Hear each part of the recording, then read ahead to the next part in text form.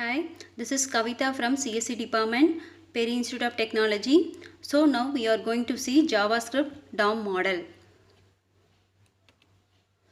With the HTML DOM, the JavaScript can access and change all the elements of an HTML document. Now what is DOM?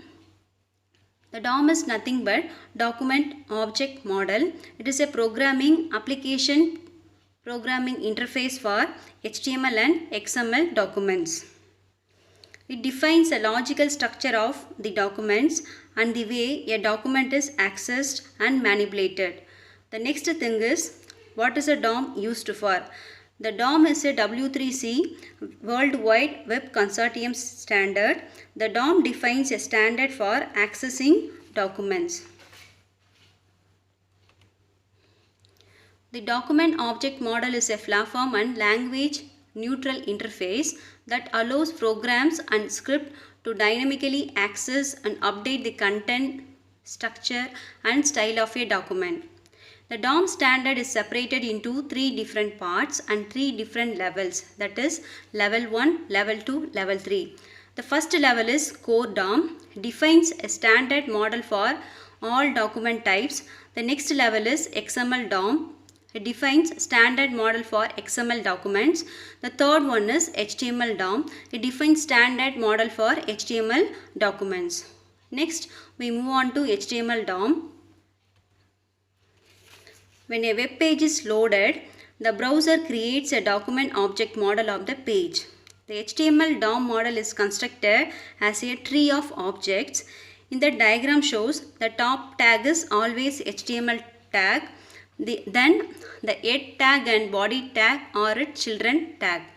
Then title tag is child of head tag. In that we included a title named as my title. The element body tag contains anchor tag and h1 tag. In that we mentioned a name called my link and my header. With the object model, the JavaScript gets all the power it needs to create dynamic HTML. The JavaScript can change all the HTML elements in the page. The JavaScript can change all the HTML attributes in the page. The JavaScript can change all the CSS, that is cascading style sheet styles in the page. Next, what is the HTML DOM? The HTML DOM is a standard object model and programming interface for HTML. It defines the following.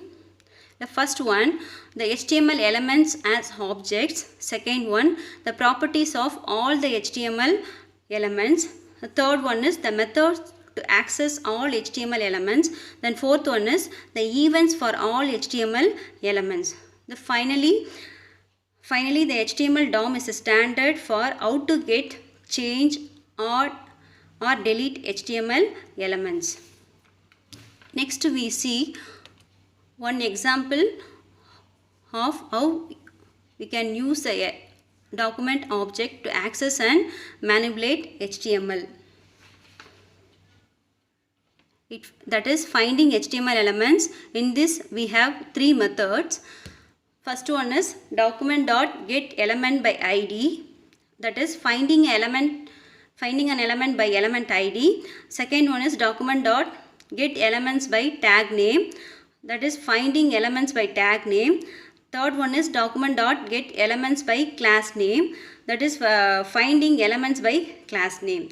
Now the following example changes the content, that is inner HTML of the paragraph element with the ID equal to demo, named as demo. In this program, the root tag is called HTML tag and body tag is child tag. Here we created body tag, that is a child tag of HTML tag. Inside the body tag, we created a script tag and a header tag, that is h2. h2 is a header tag and paragraph tag, that is p. We created ID value, that name is called demo.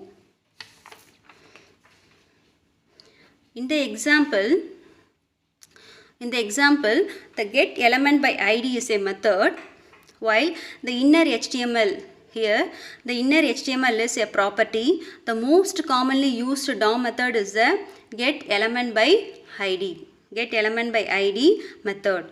The getElementById method is the most common way to access an HTML element. HTML element is used to use the ID of the element. In the example above, the getElementById method used id equal to demo to find the element. This method is used to control an element that has an HTML ID attribute. For example, PID equal to demo. Next one is the inner HTML property. This is the easiest way to get the content of an element is by using the inner HTML property. This property is useful for getting or replacing the content of an HTML elements. The inner HTML property can be used to get or change any HTML element including HTML open tag and body tag. Here, this is the output for above program. The output is my first web page, hello world. Hello world. By next session, we will see more examples for DOM methods. Bye students.